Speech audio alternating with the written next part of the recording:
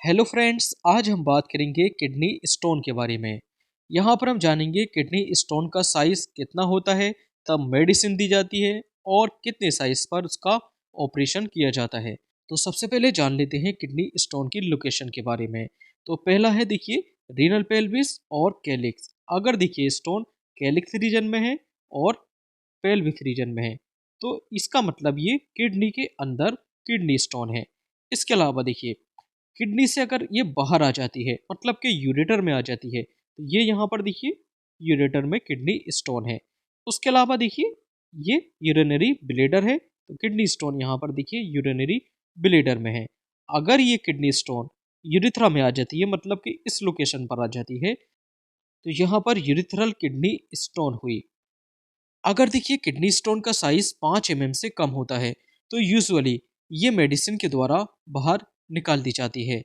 तो 5 mm से कम की किडनी स्टोन में देखिए हमारा मेन जो एम होता है, मेन जो टारगेट होता है वो पेन कंट्रोल का होता है, स्मूथ पासेज का होता है और इन्फेक्शन को रोकना होता है। तो यहाँ पर देखिए किडनी स्टोन के कारण पेन को कम करना हमारा मेन टारगेट होता है। और अगर देखिए किडनी स्टोन यहाँ पर कहीं पर फंस जाती है तो यहाँ पर इसकी स्मूथ मसल को रिलैक्स कर कर इजीली यूरिन के थ्रू यहाँ पर इसको निकाल दिया जाता है, मतलब कि स्मूथ पासेज द्वारा इसको निकाल दिया जाता है।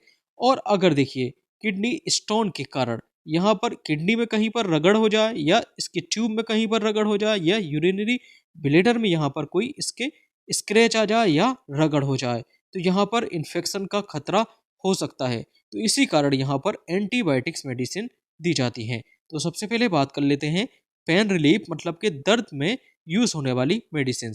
अगर देखिए किडनी स्टोन के कारण दर्द है तब यहाँ पर देखिए डाइक्लोफिनेक डाइक्लोफिनेक की 50 मिलीग्राम डोज और कीटोरोलेक, या तो देखिए डाइक्लोफिनेक या कीटोरोलेक, इन दो में से किसी एक मेडिसिन का यूज किया जाता है। तो देखिए डाइक्लोफिनेक की 50 मिलीग्राम डोज या कीटोरोलेक की 10 मिलीग्राम डोज ये दिन में 2 बार एज अ बीडी पेशेंट को प्रिस्क्राइब कर सकते हैं। तो ये देखिए कॉलिक पेन को कम करती है, तो किडनी की स्टोन के कारण हुए कॉलिक पेन को ये कम करती है। तो ये लगभग देखिए 3 से लेकर 5 दिन तक पेशेंट को प्रिस्क्राइब कर सकते हैं। इसके अलावा देखिए स्मूथ पासेज के लिए एल्फा ब्लॉकर मेडिसिन का यूज किया जाता है। तो एल्फा ब्लॉकर मेडिसिन वह मेडिसिन होती हैं जिनके अंत में ओसिन टर्म देखने को मिलता है, जैसे कि यहाँ पर देखिए टेम्सुलोसिन और सीलोडोसिन। यहाँ पर देखिए ओसिन टर्म आया है, इसका मतलब ये अल्फा ब्लॉकर क्लास की मेडिसिन हैं।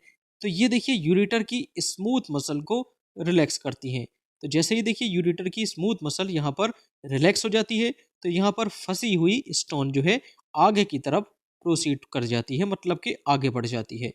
ओके, तो आसानी से जो है इसको स्टोन को रास्ता मिल जाता है। तो ये मेडिसिन यूरेटर की स्मूथ मसल को रिलैक्स कर कर स्टोन को निकालने में हेल्प करती हैं। तो इन मेडिसिन को लगभग देखिए 2 से लेकर 4 हफ्ते तक यूज करते हैं। तो यहाँ पर टेम्सुलोसिन इसकी 0.4 मिलीग्राम और इसको एच मतलब कि सोने से पहले इसको दिया जाता है, जबकि सीलोडोसिन इसकी 8 मिलीग्राम डोज दिन में एक बार ही प्रिस्क्राइब की जाती है। इसके अलावा हाइड्रेशन, तो पेशेंट को ज़्यादा पानी पीने की सलाह दी जाती है। तो ज़्यादा पानी देखिए 3 से लेकर 4 लीटर पर डे पानी पीना चाहिए पेशेंट को, जिससे यूरिन फ्लो बढ़ेगा। और जैसे ही देखिए यूरिन फ्लो बढ़ेगा तो स्टोन बाहर निकल आएगी। इसके अलावा यहाँ पर देखिए एंटीबायोटिक्स मेडिसिन, अगर देखिए पेशेंट में इन्फेक्शन है तो यहाँ पर एंटीबायोटिक्स मेडिसिन का यूज करते हैं। एंटीबायोटिक्स मेडिसिन जैसे कि देखिए सिप्रोफ्लोक्सासिन और नाइट्रोफ्यूरेंटोइन। तो सिप्रोफ्लोक्सासिन की 500 मिलीग्राम डोज दिन में 2 बार, जबकि देखिए नाइट्रोफ्यूरेंटोइन की 100 मिलीग्राम डोज दिन में 2 बार एज अ पीटी।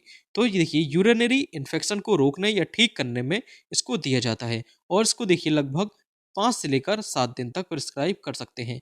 तो या तो देखिए सिप्रोफ्लोक्सासिन या फिर नाइट्रोफ्यूरेंटोइन, इन दो में से किसी एक मेडिसिन का यूज किया जा सकता है।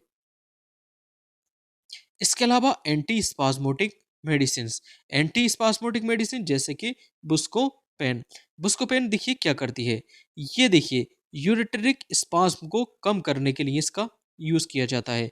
मतलब कि अगर देखिए यूरिटर में स्पाज्म है, मतलब कि इसमें कॉन्ट्रैक्शन हो गया है, मतलब कि संकुचन आ गया है। तो एंटी स्पास्मोटिक मेडिसिन इसके स्पाज्म मतलब कि कॉन्ट्रैक्शन को रिलैक्स करती है। तो बुस्कोपेन मेडिसिन या हायोसिन ब्यूटिल प्रोमाइड, इसकी जो डोज होती है वो 10 से लेकर 20 मिलीग्राम होती है, और इसको दिन में 2 बार या 3 बार तक दे सकते हैं, और इसको लगभग 2 से लेकर 3 दिन तक प्रिस्क्राइब की जा सकती है। तो ये यूरेटरिक स्पाज्म को कम करने में इसका यूज़ किया जाता है। तो देखिए, जब ज़रूरत लगे तभी इस मेडिसिन का यूज़ करते हैं। अगर देखिए स्टोन का साइज 6 mm से ज़्यादा है, और ये स्टोन देखिए यूरिटर में फंस गई है, स्टक इन द यूरिटर, तब यहाँ पर देखिए क्या करना चाहिए, तब दवा से कम असर होता है। तो 6 mm से ज़्यादा की अगर साइज हो स्टोन का तो दवा से कम असर होता है, लेकिन यहाँ पर मेडिसिन का यूज़ कर सकते हैं, जैसे कि टेम्सुलोसिन जो कि अल्फा ब्लोकर क्लास की मेडिसिन है, पेन किलर मेडिसिन दे सकते हैं। हाइड्रेशन मतलब कि पानी पीने की सलाह पेशेंट को दी जाती है। लेकिन अगर देखिए 2 से लेकर 3 हफ्तों में से अगर नहीं काम बन पा रहा है, तो देखिए यहाँ पर ऑपरेटर मतलब कि प्रोसीजर कराना पड़ता है। तो यहाँ पर जनरली देखिए 3 प्रोसीजर हैं। तो यूरेट्रोस्कोप में देखिए क्या करते हैं, यूरिथ्रा से देखिए यहाँ पर यूरेट्रोस्कोप के हेल्प से देखिए किडनी स्टोन को निकाला जाता है।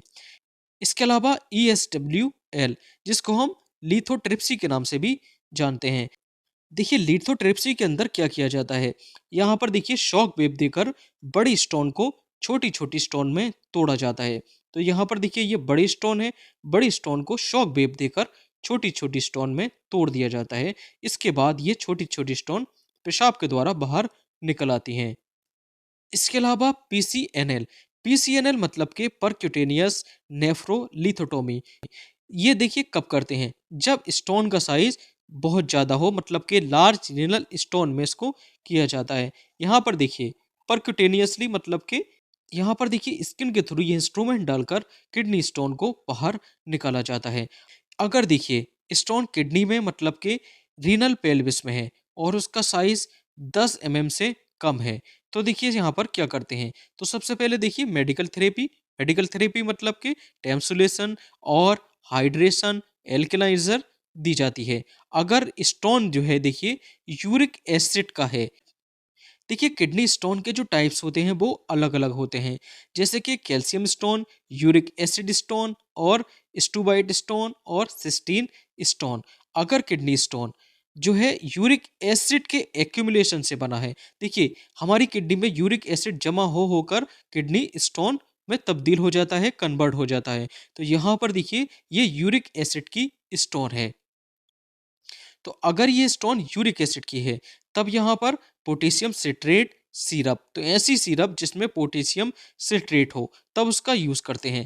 जैसे कि यहाँ पर देखिए एल्कासोल सिरप हुई, या सिस्टोन सिरप हुई, या नीरी सिरप हुई। इसका देखिए 10 से लेकर 20 ml डोज, दिन में 3 बार एज अ TDS। ये देखिए यूरिन को एल्कलाइन करेंगे, तो यूरिन को एल्कलाइन करके यूरिक एसिड स्टोन को ये डिसॉल्व करती हैं। तो 1 से लेकर इनको 3 महीने तक दे सकते हैं। तो ऐसी सिरप जिसमें पोटेशियम सिट्रेट हो, वह सिरप यूज की जा सकती है।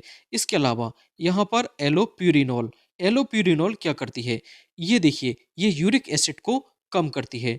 तो इसकी जो डोज होती है वो 100 से लेकर 300 मिलीग्राम पर डे होती है।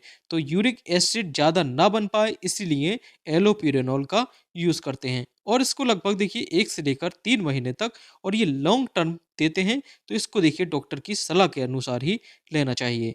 इसके अलावा अगर किडनी स्टोन कैल्शियम ऑक्सलेट के एक्यूमुलेशन से बनी है, मतलब कि कैल्शियम ऑक्सलेट के इकट्ठा होने से बनी है, तब यहाँ पर थाइएजाइड डायरेटिक्स का भी यूज कर सकते हैं।